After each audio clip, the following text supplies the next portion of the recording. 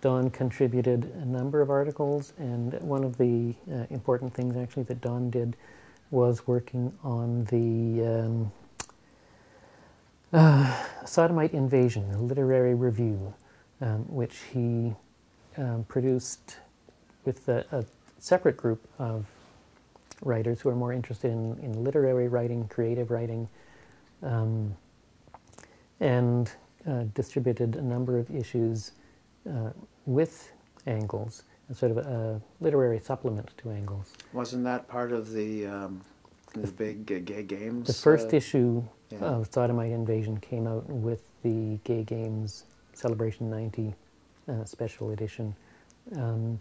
But they worked on probably 2 or 3, I think 3 other issues after that, maybe one a year or so for a while. And that 1990 issue, I think it was August, that focused on the gay games. We had we can't recall his name, but it'll show up here on the screen in a moment when we look it up. And that was a special issue. That was our biggest issue, I think. That was an enormous issue.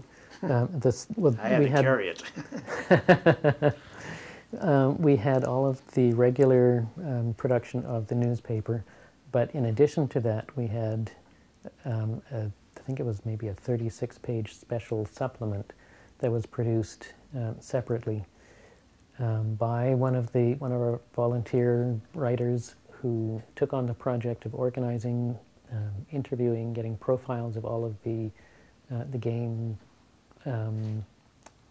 the sports that were part of the games, and produced a fabulous special issue that we basically didn't have to worry about. We knew that he was someone who's reliable, and he came in with the copy ready, or camera ready, final copy ready to go. It was great. Daniel Collins, again, another person who'd been around the paper for a long time, contributed in the photography, did a lot of darkroom work for us, and also he was active in the collective. So there were some other controversial positions that we took. There was an issue around our coverage of AIDS. And we did at one point take a position, we wouldn't advocate testing for AIDS. Well, this is when the tests first came out. Well, I think this is before there were any treatments, frankly. I think it may have been, yeah. And I think our conclusion was that all they could offer us was the possibility of discrimination in insurance. Exactly, so there was no benefit to being tested, to finding out your HIV status. What we advocated is that everybody should act in a healthy, defensive, proactive way, essentially looking after your own health as if you were positive. And at this time, Kevin Brown of the PWA Coalition, which was getting funding from the provincial government, agreed with us on this, but he did not... Couldn't take that position publicly because it would endanger their funding. So he sent media people to us, and I ended up being the media spokesperson for Angles for a 2.5-week period on this position, which was very controversial, that we would say, don't take the test, And that ended up including going on the Jack Webster show and being interviewed by a number of other people. So we got some flack for that as well, I think. I guess another AIDS-related issue that I think was probably controversial was coverage of the of AZT treatments. We had actually several writers who wanted to took an anti-AZT position based on research that they'd been reading, saying that there was contradictory evidence. They felt that the treatments based on AZT were more risky than they were worth, and So he wrote us a series of articles around that. And I know that that was rejected by the medical community. Our position was that they should have a right to discuss those issues in an open newspaper.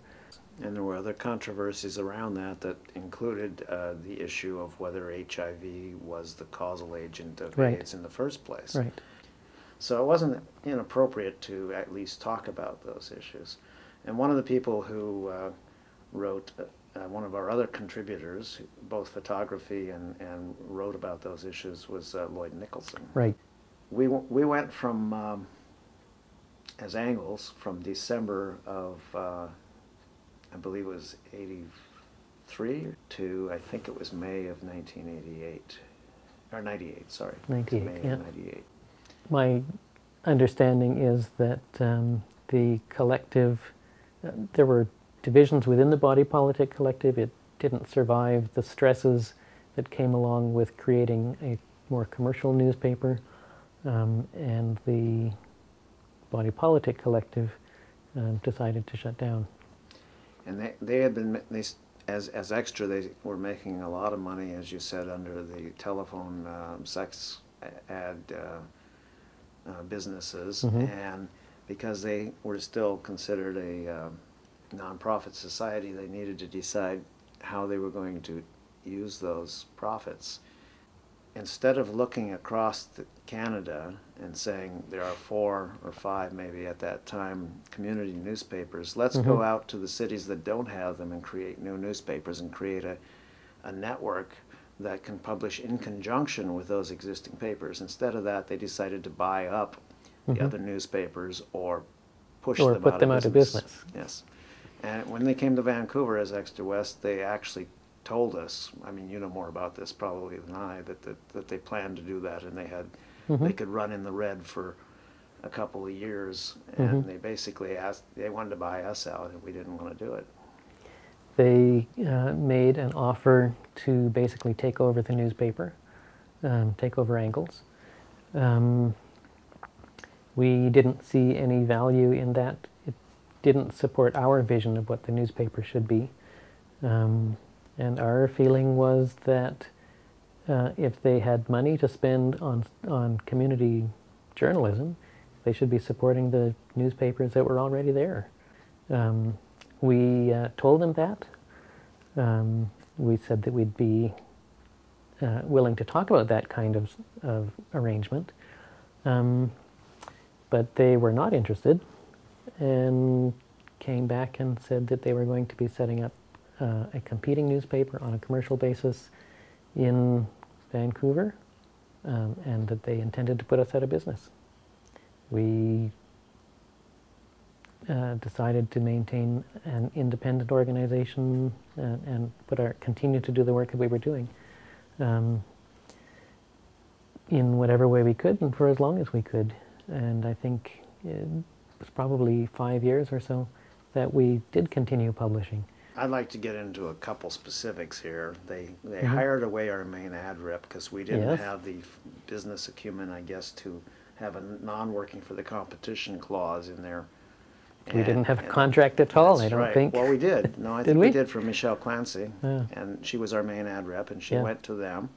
And I was a part-time ad rep as well, and I remember getting all kinds of feedback from advertisers who said that they, and she in particular, were describing us to our advertisers as being too political, too leftist, too pro-NDP, and ultimately they did win the battle of the advertisers.